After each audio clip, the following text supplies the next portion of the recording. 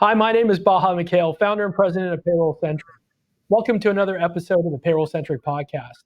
Today we have a very special guest, both to PayrollCentric and to our local LAX Westchester community. Christina Davis, welcome to the PayrollCentric podcast. Hello, thank you for having me. So we've been planning this for quite a while, haven't we? We have. Okay. And life has gotten us in the way of our plans. Yeah, it does happen. That does actually happen, doesn't it? Christina, you and I have known each other for nearly 20 years. When we first met, you were the LAX Chamber president, and then you went on to run Gateway to LA, and now you're the COO of Drollinger Properties located right here in Westchester. So there's so much here we could talk about. Let's start off with your amazing career.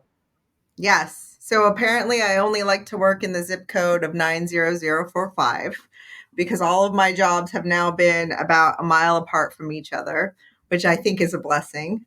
Yes. I began when we first met. I was a new CEO of the Chamber of Commerce for the Westchester, Playa del Rey, Playa Vista, and Marina del Rey community.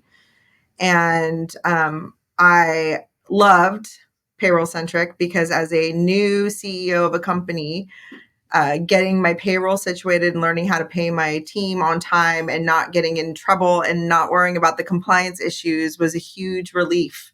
And PayrollCentric was a really special company for me because unlike a lot of the other payroll companies that were just so large and cumbersome to deal with, when you are a small business owner and you have challenges with payroll or need to meet deadlines, the level of customer service your company provided and accessibility, especially to you, Bahaa, which oftentimes the head of a company doesn't care as much as PayrollCentric does. And so to have you holding my hand through being a new leader and a new CEO of an organization was really instrumental, I think, to my success. And it's one of the things I coach people on all the time now in my profession, which is surround yourself with the experts in the individual fields so that you can do the business that you were focused on, which is the business of your company, and all those other things you let the other people handle and work with the best team you possibly can. So I appreciate that so incredibly much.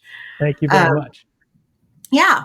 And then clearly it's been a spectacular relationship because 20 years later, here we are still friends. That's right. That's right. And you, after the chamber, you went on to Gateway to LA. I don't know that a whole lot of people know about Gateway to LA. Maybe you could tell us a little bit about that too. Sure. Gateway to Los Angeles is a property-based business improvement district. And essentially, they're set up all over the world, business improvement districts. They might be called something else, but it's essentially where an area or a zone chooses to self-tax themselves to have either additional services for their area. Most of them focus around clean and safe. But many of them work on placemaking and programming to really activate space. And so Century Boulevard and Gateway to LA was formed in 1998. And their focus was on the hospitality industry and the entrance into LAX. And so all the hotels and office buildings and parking structures tax themselves to be able to provide security, cleaning, maintenance, tree trimming, additional programming, to really make sure the people that come and visit Los Angeles feel welcome and safe and want to do business in that area. That's great. You did that for a couple of years, I think, right? Did it for 2 years, and it was a wonderful job, and I loved it very much. And I love really being part of community, and I definitely liked running the organization with the specialty. My career has always been in nonprofit until I got tapped to do this job. So tell us about that. Sure. So Drollinger Properties is the oldest commercial real estate company in downtown Westchester. And it was founded by a woman by the name of Ella Drollinger in the 1940s. And she purchased a commercial retail space and ended up putting in the first commercial grocery store, the Jim Dandy Market, in an era where women were not seen in commercial real estate as leaders. It was usually a man's world, and Ella came in and really believed in Westchester. And there's, rumor that LAX was going to be the big thing, So she decided to put her money and her dollars into this area. Fast forward several years, her son joins the team, and Howard Drollinger comes in and really invests all of his dollars in Westchester, purchases many other buildings. Fast forwarding to today, where his daughter, Karen Dial, takes and runs the company as our president and CEO. And Wow, really she has such a love and affinity to Westchester. She is Westchester as far as I'm concerned. She is completely invested in the community, not just from a developer standpoint or a business owner standpoint, but as a community member, and making Westchester, which is her hometown, the best that it could possibly be. So you mentioned the name of a supermarket. What was that market? The Jim Dandy Market. And what happens to be there now, I wonder? So it's where where the old Bed Bath and Beyond. It's currently a vacant building, okay. actually. Got it. So it was previously where Bed Bath and Beyond. Yes. Okay. All right. So I was thinking you were going to say it was the Ralph's Market, but close by. No. Yeah. Actually, the Ralph's Market in the center that where our office is located was developed in the early 1990s. Got it. Very good. Well, I mean, I appreciate you sharing your background with us. It is extensive, and I know that a couple minutes just doesn't do it justice. But every time you and I get together for coffee, or we meet up, we always have these rich conversations, and typically they're about the community, they're about small business owners. So I kind of just to tell our viewers, just kind of left this sort of fluid to see whatever it is that Christina would want to talk about today. So, Christina, what do you want to talk about today? I will be very candid with you, Bahaa. I don't have a huge background in real estate. I know enough about real estate to be dangerous. I used to work many years ago in public relations, and my boss at the time, a wonderful man that has a company called Mailman Inc. Public Relations, really specializes in planning and land use issues. And so I got to learn about planning and land use issues through his involvement as a consultant for the Playa Vista project, which was one of the biggest projects in the city of Los Angeles as of recent. And so I learned a lot about entitlements, and I learned a lot about conditional use and all these different things in the city and the city politics as a whole. And so this has been a huge learning curve for me to start to step into the real estate game and learn about commercial real estate. And I wondered often why Karen would pick me as the COO of her company. And it really comes down to people. My job is I'm going to learn real estate, and that is something that I can learn very easily through all the resources that are available to me. But really, my special sauce is getting people engaged and getting them creating systems for people to feel successful. And I was very successful in doing that through the chamber, working with our small business community, working with our political leaders, and working with our small business development corporation and all the different resources that were available. I always thought of my job at the chamber was to learn as much as I could so that my business community didn't have to take the time outside of their four walls to learn it. And so I've taken a lot of the skills that I've learned through my leadership trainings and through the courses I've taken during my career, and then brought them into Drollinger. And the foundational principles of everything that I've done in my previous careers couldn't be more applicable to my job here with Drollinger. And even though this company is over 70 years old, a lot of times what businesses forget to do is innovate, especially small businesses. And I think in order for us to be successful, we have to constantly innovate. And so one of the things I've been talking to my team a lot about lately was going back to basics and really remembering the foundational principles that make every single business successful. And I just got out, and I just shared with you before we went live, I just finished my reviews, and we really were focused on goal setting, creating manageable, attainable, measurable goals for my team. And I don't do, I might do an annual review, but we always do quarterly check-ins. And I want to see more than anything my team succeed. I don't think any leader of any organization is like, I can't wait till that person fails. Like, we don't go in with that attitude. Like, we want our teams to be the best they can be. And in order to do that, we have to create clear expectations, manageable goals, attainable goals. And we have to, in many ways, inspire our teams to be able to do the jobs they do best.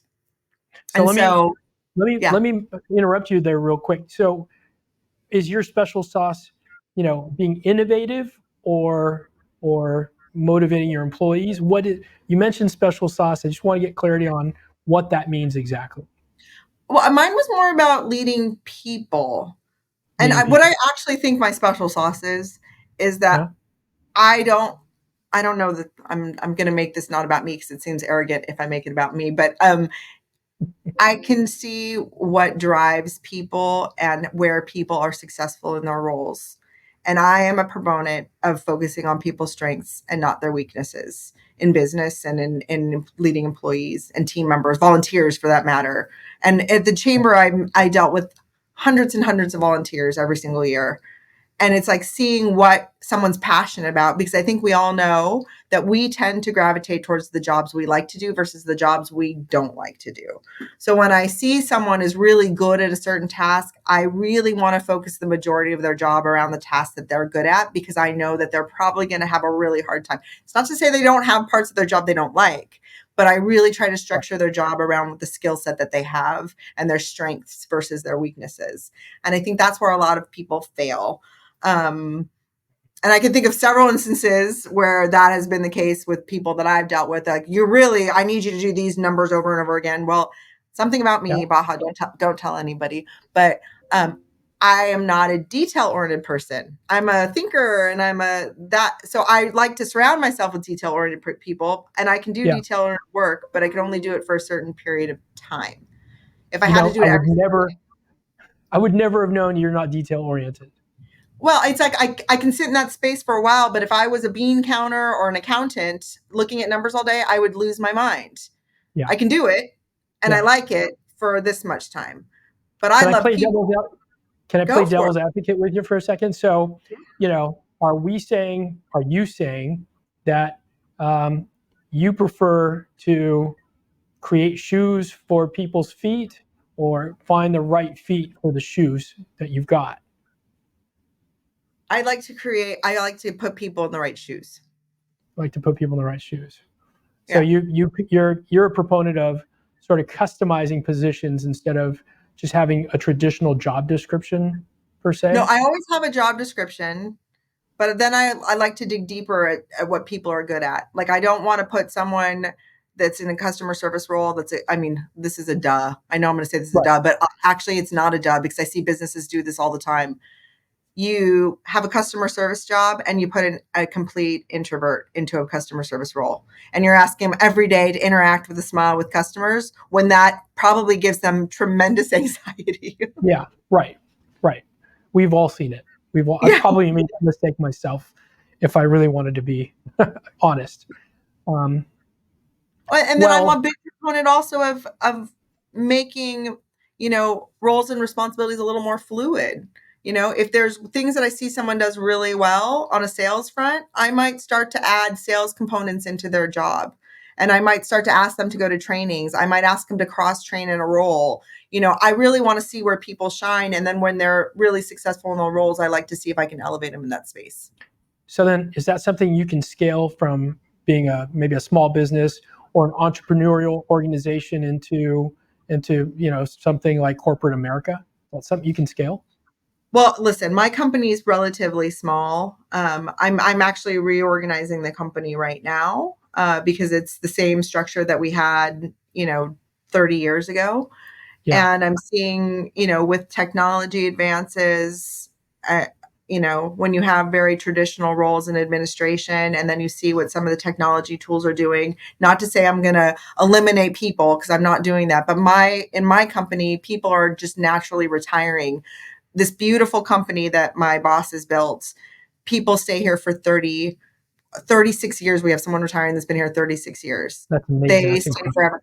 Yeah, right. But now there's a lot of technology tools that really allow us to be more efficient and hire different roles. And so the role that I actually just hired last week is a customer service role, which we have property managers, and they're sort of doing everything around the customer service space. But there's these tools that allow our tenants to be able to put in their own work orders. If they have a problem with air conditioning, they can put it in. The days of calling the receptionist, who then calls the maintenance person and tells the property man.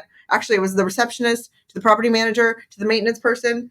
We can eliminate in one foul swoop, and all the information can go out in one little field based on what the customer puts in. It's not a perfect system because we have to train our customers how to use it, and we have to, and some of them won't use it because we're a little bit more of a more traditional company. And so we're just call in. That's right. And that's okay. We're still set up for people to call in. That's not, but we're just creating these efficiencies. And so what I really felt that we lacked was that customer service facing person that answered the calls, that checked in on our tenant, thanked them for their attention, that forward facing customer service. I want to say they're kind of like a catch-all position where they sort of disseminate all the front line and disseminate all the information to the right places. So 70-year-old company, and you've got some longevity with the employees, which is great. It's always great to have employee retention. Great for the business, great for the business clients. What about adapting to change? I mean, are you able to tell us like how things are going with your efforts to sort of whatever changes you're making there? So yes, I'm happy to share that. I think that a lot of what had happened over the past is that we just get, like so many businesses, you do something a certain way, you get very cyclical, and you get very robotic and mechanical about how you do things, and you forget to innovate oftentimes. And so one of the things that I really started instituting in my team meetings, like at first our team meetings were just my 3 property managers and myself. And I was taking over for someone else, and that's how they had run it. And then I thought, well, I'd go into these meetings with the property managers, and they weren't necessarily the ones with the information. My leasing coordinator was someone with information, and my operations coordinator was somebody. So then I said, I'm going to bring more people, my accounting team, because I'd leave the meetings and everyone would walk away with like this list of things they had to do to ask other departments. And so then I brought everybody into the meeting so that we could get answers very quickly. And then during that time, we were learning the system that we already have here for our property management tool. And nobody was using it, only our accounting department, although it was open for everybody to use. And everyone was used to asking someone else to run the reports for them. Can you run this report? And I was like, nope, everyone's learning how to run the reports. So we start with education. Here's how the system works. Here's how it can make your job more efficient. And so we started with, I called it 5-minute coaching sessions in our staff meetings, very manageable, bite size. And then everyone starts learning how to use the system. We've now, I'm in 8th month. I'm in my 8th month of being here. And now I've got my entire team in. The meetings turned from 3 people to 12 people. And now I'm talking about, why we do what we do and how we create value for our property owners, and, why, it's easier to keep a client than get a new one. And we start talking about, and everyone has a role in the meeting, and they're all talking, and I'm seeing this tremendous synergy between all of us. And then I start talking to them about, my last staff meeting, the theme around it was taking things to the finish line. And so often we get a task and we think, oh, I'm going to send the person an email. You did this to me, Bahaa. You said, hey, when can I have this podcast with you? And I didn't respond immediately. And that was not you taking to the finish line until you got a date for me and this happened. At the end of this call, you've taken it to the finish line. And my team thought that sending an email was taking it to the finish line. And I said, no. When the job is done, that's when you've crossed the finish line.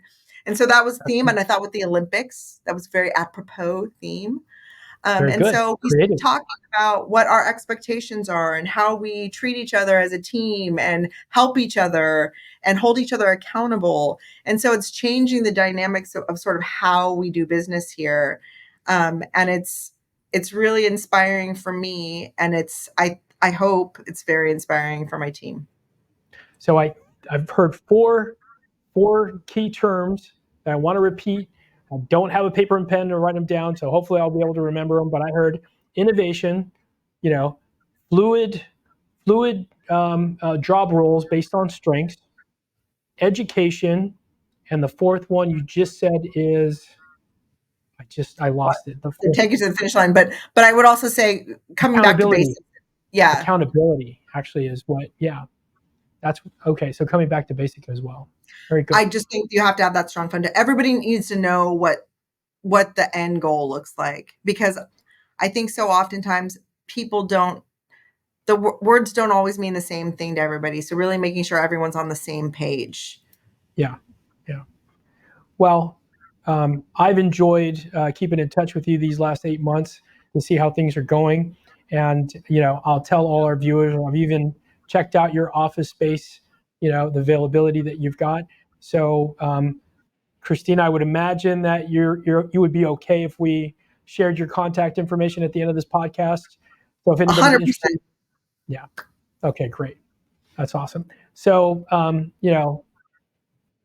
you've known us for how long? Like almost 20 years. So you know how I feel um, about the service that we're providing to our clients. And I'm sure you've heard me mention over and over compliance, ease, and care. That's everything that we do every single day. Compliance. Everything we do is compliance. And what we're offering is meant to make our clients' lives easier. And with each interaction, we have to show our clients that we care about them because we're not here without them. And I know you kind of plugged us at the beginning. I appreciated that, but I just wanted to ask you, um, do you think that we live up to compliance, ease, and care? 100%. 100%. And care to me means so much more than just like taking care of like the most basic term of care. But what I think makes you exceptional and what your secret sauce is, if I could tell you, is the level of quality care and support that you provide to your customers.